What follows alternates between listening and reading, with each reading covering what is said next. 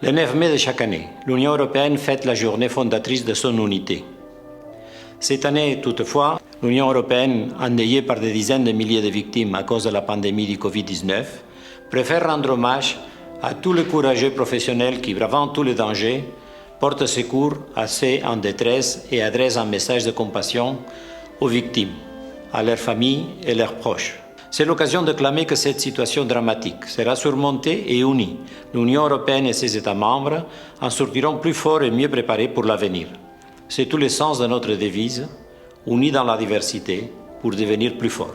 Malheureusement, la pandémie, après avoir frappé la Chine, ne s'est pas arrêtée en Europe et elle est aussi déjà bien présente dans les continents africains et même en Guinée, où de nombreuses victimes sont à déplorer.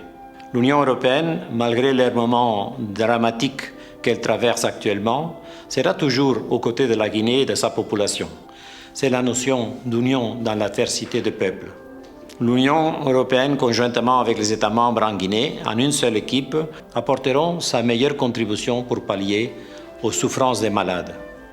Vive la coopération internationale, vive la Guinée et l'Union européenne, unies dans l'adversité.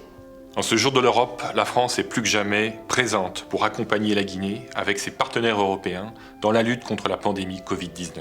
Comme durant la crise Ebola, notre pays reste solidaire de la Guinée et mobilise 30 millions d'euros sur plusieurs projets en cours ou à venir.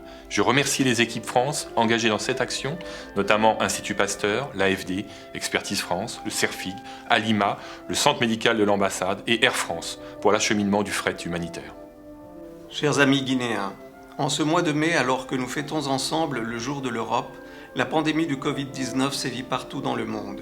Nous partageons avec vous la même préoccupation pour les conséquences d'une telle épidémie en Guinée, mais aussi le même sentiment d'affliction pour les morts qu'elle a déjà causés. L'Espagne, avec les institutions de l'Union européenne et ses États membres, travaille pour plus de solidarité, car c'est l'un des principes du multilatéralisme. Je suis sûr que nous sortirons vainqueurs de cette crise sanitaire en collaborant les uns avec les autres. Bonne fête à tous et merci. Bonjour, chers amis européens et guinéens. Mes condoléances pour les conséquences du coronavirus, mais derrière chaque problème, il y a toujours une opportunité. C'est à nous d'en profiter. L'Italie, maintenant, est engagée en Guinée avec une coopération sanitaire de 25 millions d'euros qu'on a donné entièrement à la Guinée pour le renforcement du système sanitaire. Et en général, on souhaite que nos pays travaillent ensemble pour la santé, pour la stabilité, pour la croissance socio-économique. Ceci est notre objectif fort et transparent. Bonne fête de l'Europe à toutes et à tous. Il y a 70 ans, Robert Schuman avait la vision d'une Europe unie après la catastrophe de la guerre. Aujourd'hui, le monde entier passe encore un moment extrêmement difficile. Ensemble, nous pleurons nos morts et prions pour nos malades. Nous allons surmonter cette crise si nous tous restons unis et solidaires. L'Allemagne répond présente.